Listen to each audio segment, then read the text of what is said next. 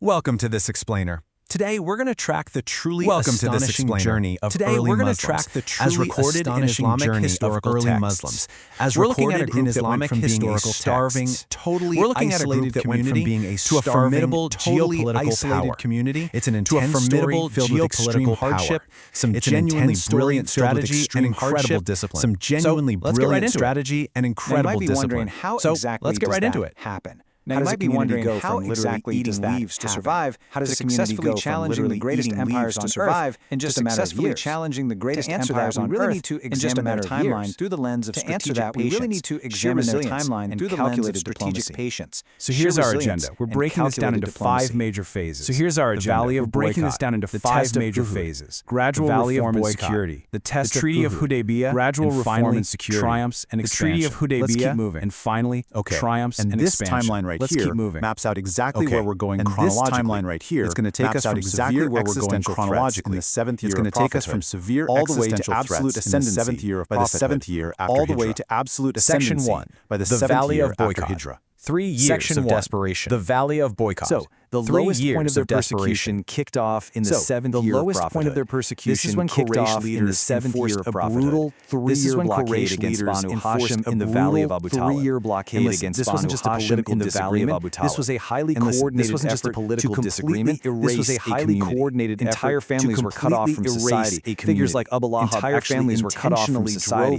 Figures like Abu Lahab just to ensure the Muslims would starve. The terms were absolute. Just to ensure the Muslims no intermarriage, no mercy. The terms were absolute. They even hung the agreement inside the Kaaba to make it binding and sacred. They even hung the agreement inside the Kaaba to make it binding and sacred. Chewing on pieces of animal skin and surviving on tree leaves. Chewing on pieces of animal skin and surviving on physical desperation. It was 3 years of unimaginable physical desperation. But you know what? Moving on to Section refused to the break. Test of Uhud. Moving on to Section 2. Mistake. The Test of Uhud. Okay, so let's look at the Battle of Uhud. This was an incredibly intense military test, where just 700 believers found themselves facing down a vengeful Meccan army of 3,000. The Quraysh were desperate to avenge their earlier loss of Badr. The Quraysh were desperate to avenge their earlier massive retaliation, using their trade caravan profits so fascinating is the tactical micronarrative. But what makes Uhud so fascinating is the tactical micronarrative. With strict unambiguous orders, 50 archers on Mount Einon, with strict unambiguous orders, do not leave your post. If you see birds tearing at our bodies, and initially, the Muslims were actually tearing at our bodies. But when the archers saw the enemy retreating, the vast majority abandoned their posts to go collect the retreating. The vast majority abandoned their posts to Khalid ibn Walid to sweep in with 200 horsemen and ambush them right from the rear. To sweep in with 200 horsemen and ambush them right from the rear, completely trapping the Muslims. Devastating losses. The chaos that followed led to before the fighting started, a hypocrite leader named Abdullah ibn Ubay during the battle itself, already deserted with 300 of his men, was tragically killed by a spear thrown by uncle Hamza. Another companion was killed by a spear thrown by both his arms severed. Another companion tried holding the flag with his chest, had both his arms severed, but still tried holding the flag with his chest. False rumors started spreading that the Prophet himself had been killed. On top of that, false rumors started spreading that the Prophet himself had been killed. Yet amidst all this tragedy, you see this immense, unbelievable a handful of companions literally used their own bodies as human shields. A handful of companions literally used their own bodies, taking relentless arrow fire for their severely injured leader, taking relentless arrow fire just to ensure his survival. And security. All right, Section 3 of gradual reform and security. Following those heavy military trials, the community had to figure out internal discipline. And the Islamic had to figure out internal discipline. What's essentially and the Islamic behavioral science known as tadrij, or gradual reform, known as society back then was deeply attached to their cultural habits. Society back then was deeply attached to their cultural habits, things overnight, which rarely works, right? Rather than just banning these things overnight, which rarely works, right? Psychological the texts show this First, brilliant a verse acknowledged that while alcohol might have some benefit, the sin is far greater. That while alcohol might have some benefit, the sin is far greater. They were forbidden from coming to prayer while intoxicated. Step 2, and then they were finally forbidden from coming to prayer while intoxicated. And then because finally, they had built up their absolute faith and reliance on God issued. over years, because they had when built that up their final faith order and dropped, reliance on historical God accounts over say years, the streets when of that Medina final literally order dropped, flowed with historical wine, accounts because say the believers immediately went out and smashed their jars, because the believers immediately went out and smashed their societal jars. Reform. It is a really Section 4, fascinating look at Treaty societal of reform. Hudaybiyah.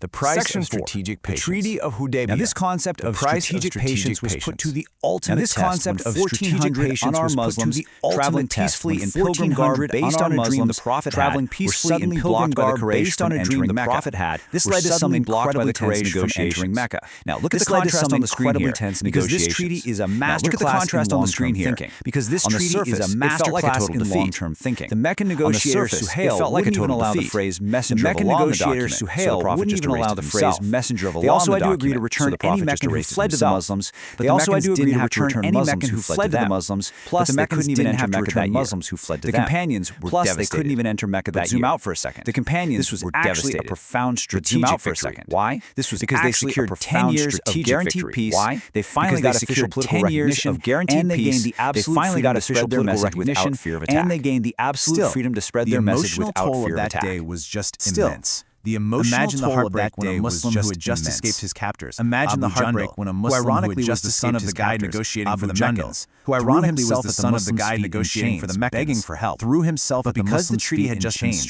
begging for help. The Prophet had to tell him to be patient. But because the treaty had just been struck, handed him back, the Prophet had to tell him God would make a way for him, and actually handed him back. The believers were so paralyzed by grief over this unequal treaty. The believers were so paralyzed to end their pilgrim state, unequal treaty. Literally, no one. When they were told to end their pilgrim state, it was only when the Prophet took his wife Salama's advice. It was only when the Prophet took his wife shaved his own head first, stepped out, and finally snapped out of his own head, followed his lead. That the companions finally snapped out of it and followed his lead. Triumphs and expansion. That brings us to section 5. Geopolitics and diplomacy. And expansion. So with that 10-year peace treaty in place, the Meccan threat was totally neutralized. So with that 10-year peace treaty in place, the Meccan threat was totally neutralized. It immediately allowed the Muslims to pivot from just trying to survive. It immediately allowed the Muslims to pivot from just trying to survive. They marched on the heavily fortified area of Khyber. The siege there really dragged on, but the text highlighted an incredible moment. The siege there really dragged on, handed the battle banner to Ali. An incredible moment. Ali had a painful eye infection that was miraculously healed, and Ali had a painful eye infection that was miraculously healed, and he led the charge. Armored giant. He ends up defeating Hybar's fiercest warrior. And when Ali lost his shield during the fight, the texts say he famously ripped a massive shield during the fight right off its hinges. The texts say he famously ripped a massive fort right off its hinges. They signed an equitable treaty to share half the region's date harvest. And they signed an equitable treaty to share half the region's date harvest. Now that their borders were completely securing Medina's northern flank.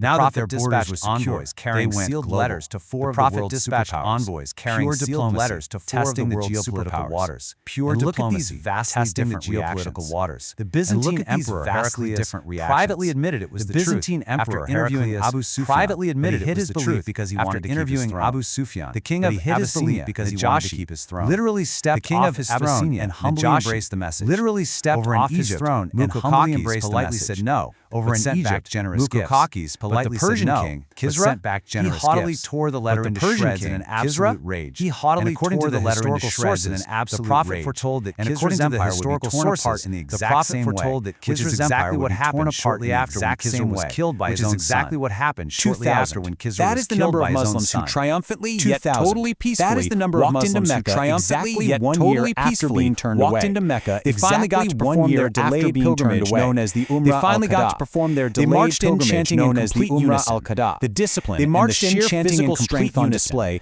were so overwhelming that the Meccan leaders literally fled to the mountains because they just couldn't bear to watch it. Literally fled to the mountains 3 days there peacefully demonstrating their unity. The Muslims spent 3 days there peacefully demonstrating their unity without a single drop of blood being shed. From the inside out, remember those without a single drop of blood being shed. And remember those totally unfair treaty terms the Quraysh insisted on. Muslim escapees had to be returned. The rule saying Muslim escapees had to be returned. A man named Abu Basir escaped, up in their faces. But then a man named Abu Basir escaped, the treaty said he couldn't live in Medina. He just set up an independent guerrilla camp on the coast.